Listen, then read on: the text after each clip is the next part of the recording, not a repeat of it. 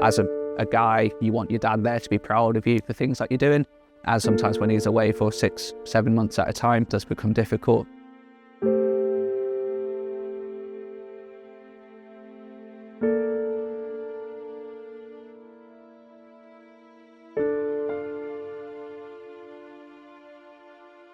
My dad was posted to Iraq, Afghanistan and things like that.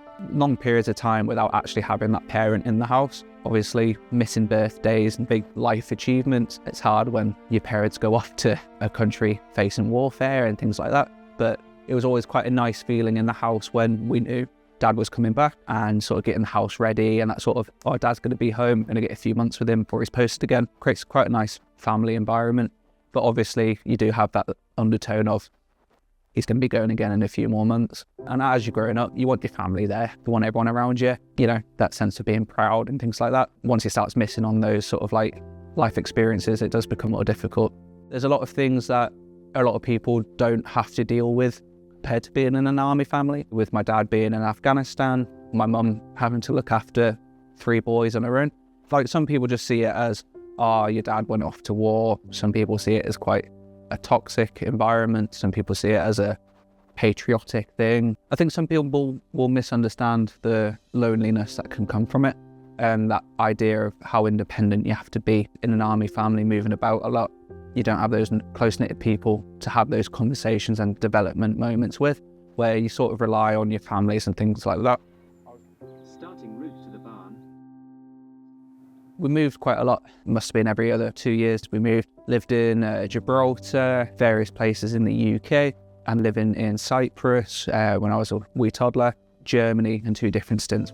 Moving day was a big thing. So I remember packing up from one house, moving into this brand new house in this new location with a language I didn't speak. It's that sense of a fresh start, a new beginning. It's quite an engaging thing with the family to explore this new location, especially the first time when we moved to Germany, because at that point I was old enough to actually understand what was going on. Everyone getting involved, grabbing everything, getting all the boxes labelled for which rooms we were going to be in. That little bit of a competition as who's going to get what room with my brothers. Getting everything out of the boxes and making my room as much of my room as I could make it, with sharing with my brothers. Moving from Germany to the UK, we moved to a little town called Wanwell. Everyone who lived there had lived there probably most of their lives, and they had friends and connections from when they were toddlers. And me coming in as an outsider to that school was something that was quite strange, where a lot of these people had never had someone new come to the school before, and trying to find that dynamic of making friends and meeting new people with people that have always known each other from the start, and probably all of their siblings, brothers, sisters, maybe even parents at some schools have probably been at those schools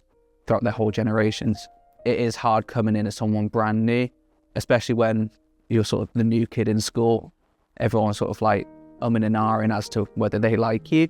So it can be isolating and difficult when you're faced with that sort of barrier. And then the idea of moving to go somewhere new in that really formative time period, I'm saying goodbye to these people, moving to this brand new experience where I was just starting to find my footing, develop who I am and who I wanted to be. And having those friendship groups change does sort of alter how you experience things. You build up all these relationships with people and then have to say goodbye to them. I probably won't speak to these people again. I think because you move about so much, those deep-seated connections and friendships don't necessarily happen as often. When they do, they're really strong, and you do keep in contact with people that just you really click with. As a kid, being at the mercy of wherever my dad was posted, that does make it a wee bit harder, leaving friends behind. Wanting to check in on people, seeing that their lives are moving on without you, and that sort of retroactive sort of, do they think about me? Do they worry about me? Things like that. And I think if I could talk to myself being younger, I would say just ride the wave. If you're growing up, just enjoy it. Don't worry about it as much. Enjoy the new experiences and being able to see large portions of the world. When I've met people through school and stuff like that, that have never even left the country or maybe even the city or town that they're in.